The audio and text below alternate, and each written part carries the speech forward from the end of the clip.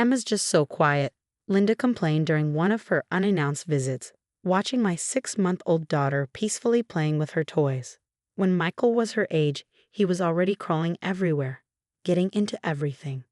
I bit my tongue, remembering what our pediatrician said about every baby developing at their own pace. She's perfectly normal, Linda. Dr. Martinez gave her a clean bill of health just last week. Linda sniffed, a familiar look of disapproval crossing her face. Doctors these days coddle children too much. In my day, we knew how to raise active, strong babies. I focused on folding Emma's freshly laundered onesies, trying to keep my blood pressure in check. These visits had become a weekly ordeal since Emma was born. Linda would show up unannounced, armed with opinions and helpful suggestions that went against every modern parenting guideline. She continued, picking up Emma, who immediately started fussing. I always gave Michael a little coffee in his bottle when he was being too sleepy. Perked him right up. I nearly dropped the laundry basket. You did what? Oh, don't look so shocked. Linda waved dismissively. A little coffee never hurt anyone. All my friends did it back then. That's why our kids grew up strong and energetic. I took Emma back, my heart racing at the mere thought. Linda, that's incredibly dangerous. Babies can't process caffeine like adults can. Nonsense. You young mothers believe everything you read on the internet. I raised 3 children, and they're all alive and well, aren't they? The conversation ended there, but I could see the wheels turning in Linda's head. That night, I warned Michael about his mother's coffee revelation. Mom wouldn't actually do that, he assured me, though I noticed he wouldn't meet my eyes. She just likes to talk about the old days. I wasn't convinced. Michael, she literally told me she used to put coffee in your bottle. Promise me you'll talk to her about not doing anything like that with Emma. Fine, I'll talk to her, he sighed, but I knew that meant he'd either forget or back down at the first sign of his mother's tears. The next week, I had to return to work. We'd been lucky to find a spot at a highly rated daycare center, but it was only part-time. Linda had practically begged to watch Emma the other 2 days, and Michael had convinced me it would be fine. She raised us, didn't she? He'd said. The first day went okay. The second day, I came home early from work to find Linda in the kitchen, preparing Emma's bottle. Something made me pause in the doorway. Maybe it was mother's intuition, or maybe it was the guilty way Linda jumped when she saw me. Oh, you're home early, she said, quickly moving to block the counter. I was just getting Emma's afternoon bottle ready. I stepped closer, my nose catching a familiar scent. Is that coffee I smell? Don't be silly, Linda laughed, but it was forced. I was just having a cup myself. I moved past her to look at the bottle she prepared. The formula had a distinctly darker tint than usual. My hands shook as I picked it up and unscrewed the cap. The coffee smell was unmistakable. It's just a tiny bit, Linda defended, dropping the act. Emma's been so sleepy all day, barely moving. She needs something to perk her up, make her more active like a normal baby. I felt the room spin. How many times have you done this? Linda's silence was all the answer I needed. I rushed to check on Emma, finding her in her playpen, unusually fussy and agitated. Her little hands were shaking as she reached for me, and her heart seemed to be racing when I picked her up. How many times? I demanded again, my voice breaking. Just a few times this week, Linda admitted, having the decency to look somewhat ashamed. And she's been much more active. You see, mother knows best. I was already dialing 911 with trembling fingers. Active? She's having caffeine jitters. She's a 6-month-old baby, not a college student pulling an all-nighter. You're overreacting, Linda protested, trying to take Emma from me. Michael never had any problems with it. I pulled away from her, clutching Emma closer. Don't you dare touch her. Michael never having problems with it doesn't make it safe. Do you have any idea how dangerous this is? The ambulance arrived within minutes. As the EMTs checked Emma's vitals, I called Michael, my voice shaking with rage and fear. Linda stood in the corner, alternating between defending her actions and crying about how ungrateful I was for her help. But this is how we did things in my day, she wailed as the EMTs prepared to transport Emma to the hospital. You young mothers think you know everything, but we raise our babies just fine without all these modern rules and regulations. I turned to her, finally letting my anger show. Your day was 40 years ago, Linda. And just because your children survived your dangerous practices doesn't make them right. Now move aside. I'm taking my daughter to the emergency room, and you better pray she's okay." As I climbed into the ambulance with Emma, I could hear Linda on the phone with Michael, already spinning her version of events. But this time, I had proof. The bottle with its coffee-tainted formula was safely sealed in a Ziploc bag, ready for testing. This wasn't just about a parenting disagreement anymore. This was about my baby's safety, and I was done being the polite, accommodating daughter-in-law. The emergency room was a blur of activity. Dr. Patel, a pediatric specialist, immediately ordered blood tests while nurses monitored Emma's elevated heart rate. My baby girl was crying inconsolably, her tiny body trembling. Each whimper felt like a knife in my heart. Michael burst through the ER doors, his face pale with worry. "What happened?" "Mom said you're overreacting about some old family recipe." "Family recipe?" I cut him off, my voice sharp enough to make him step back. "Your mother put coffee in our baby's formula. Not once, but multiple times this week. Look at your daughter, Michael. Really look at her." He moved closer to the hospital crib where Emma lay connected to monitors. Her usual peaceful demeanor was gone, replaced by agitation and distress. The steady beeping of the heart monitor told its own story. "But Mom wouldn't," he started, then fell silent as Dr. Patel approached with the test results. "Mrs. Torres." The doctor's expression was grave. "We found significant levels of caffeine in Emma's system. For an infant her age, this is extremely dangerous. It can lead to an irregular heartbeat, seizures, and, in severe cases, even more serious complications." I watched the color drain from Michael's face as the doctor continued explaining the risks.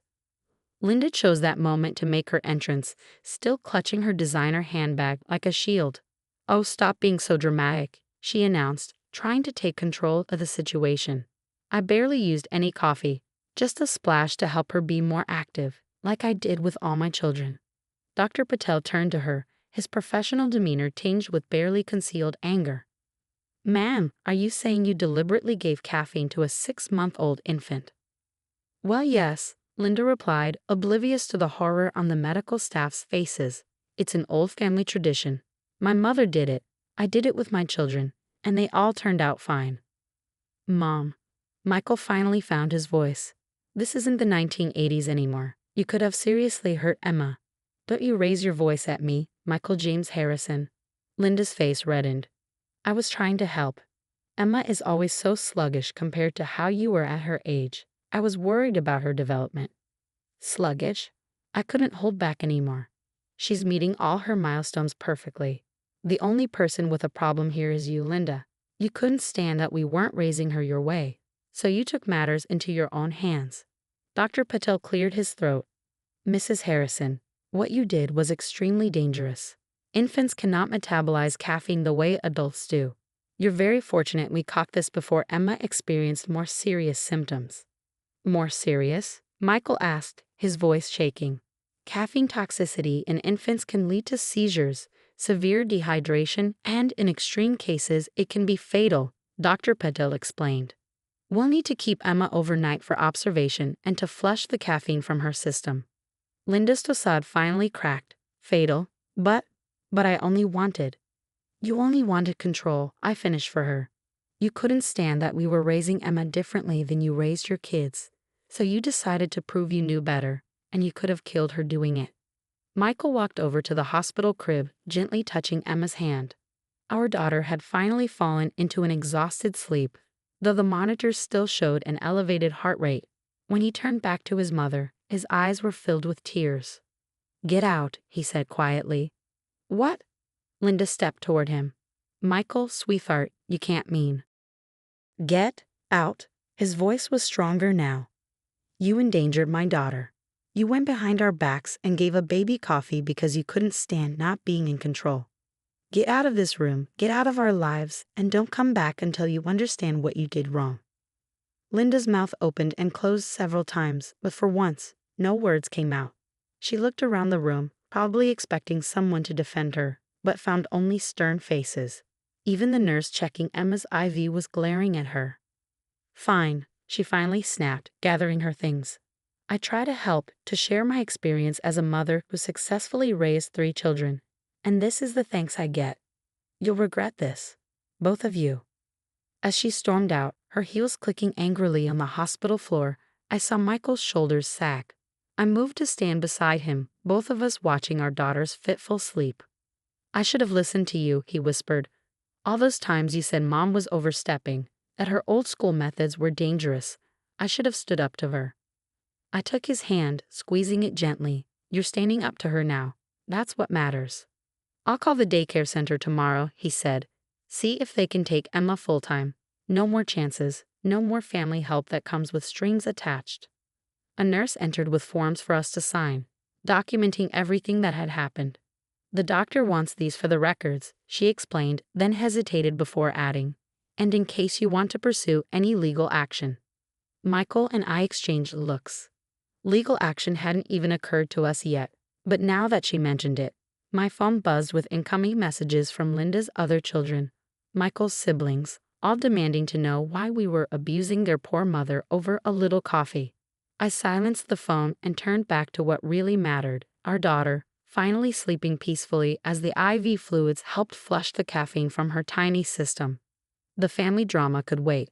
Right now, Emma's recovery was all that mattered, and I had a feeling the real battle was just beginning. The weeks following Emma's hospital stay were a storm of family drama. Linda had mobilized her support network, turning Michael's siblings against us with a twisted version of events. According to her, I was an overprotective first-time mom who had weaponized a harmless family tradition to keep her from her granddaughter.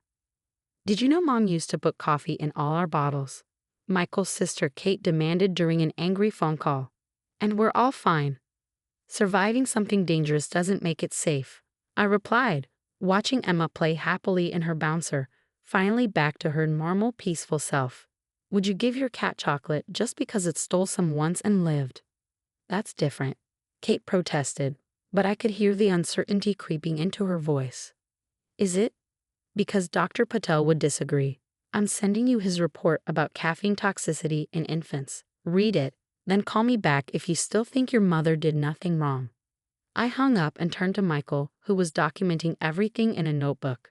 After speaking with a family lawyer, we decided to keep records of all interactions with Linda and her enablers, not because we planned to sue, but because we needed protection from her version of events. "Kate," he asked, not looking up from his writing. "Yep. Just like the others, defending your mom without knowing the facts." I sighed, sitting beside him. "Have you heard from her?" "Mom? Oh yeah." He showed me his phone, displaying dozens of missed calls and messages. "She's switching between apologizing and threatening to report us for alienating her from her granddaughter." A week later, the family meeting we'd requested was set at our house. Linda arrived first, followed by Kate and Michael's brother Tom. They sat stiffly on our couch while I set up the doctor's report, hospital records, and a video presentation on our TV. Before anyone speaks, I announced, "We're going to watch something." The presentation began with Dr. Patel explaining caffeine toxicity in infants, followed by security footage from our nanny cam showing Linda mixing coffee into Emma's bottles on multiple occasions. The final slide showed Emma's hospital readings, heart rate, blood pressure, and caffeine levels all dangerously elevated. "Oh my God," Kate whispered, her face pale. "Mom, you did this multiple times." Linda shifted uncomfortably. "I was trying to help. Emma was so inactive compared to how you all were." "Because that's normal baby behavior," I cut in. "Not every baby needs to be climbing the walls at 6 months old." "I raised 3 children." Linda began her familiar refrain, but this time Tom interrupted. "Stop, Mom, just stop." He ran his hands through his hair, looking troubled. "You know what this reminds me of? When my son was born prematurely and you kept trying to overfeed him against the doctor's orders. We caught you then too, but we let it slide because Mom knows best. And remember when you gave Kate's daughter solid food at 3 months?" Michael added. "We've all been ignoring these red flags for years." Linda burst into tears, real ones this time, not her usual manipulative sobs. I just wanted to be needed. To show that my experience matters. Everything's so different now, with all these new rules. I feel obsolete." The room fell silent. For the first time, I felt a flicker of understanding, though it didn't excuse her actions. "Linda," I said carefully, "your experience does matter, but it needs to be updated. If you want to be involved in Emma's life or in any of your grandchildren's lives, you need to accept that parenting knowledge has evolved. What was common 40 years ago might now be known to be dangerous. We're not asking you to forget everything you know, Michael added gently. We're asking you to learn with us, to trust that we're making informed decisions for our children, and to respect boundaries, Tom chimed in. No more going behind parents' backs. Linda dabbed at her eyes, looking around the room. And if I do all that, if I take some grandparenting classes and promise to follow your rules, then we start rebuilding trust, I said firmly. Slowly, with supervision at first. But you have to prove you understand why what you did was wrong, and show us you can change. To everyone's surprise, Linda nodded. I'll do it. I don't want to lose my family. Tell me what classes to take, what books to read. I'll learn. 3 months later, Linda proudly showed us her completion certificate from a modern grandparenting course. She joined online support groups for grandparents adjusting to contemporary parenting methods and even started therapy to address her control issues. Emma was 9 months old now, happily crawling at her own pace and thriving. Linda's supervised visits had gone well, with no attempts to override our parenting choices. She'd learned to ask questions instead of making assumptions, to offer support instead of criticism. You know, she said during a recent visit, watching Emma contentedly stacking blocks. I was so worried about her being inactive, but look at how focused she is. That's a sign of intelligence, isn't it?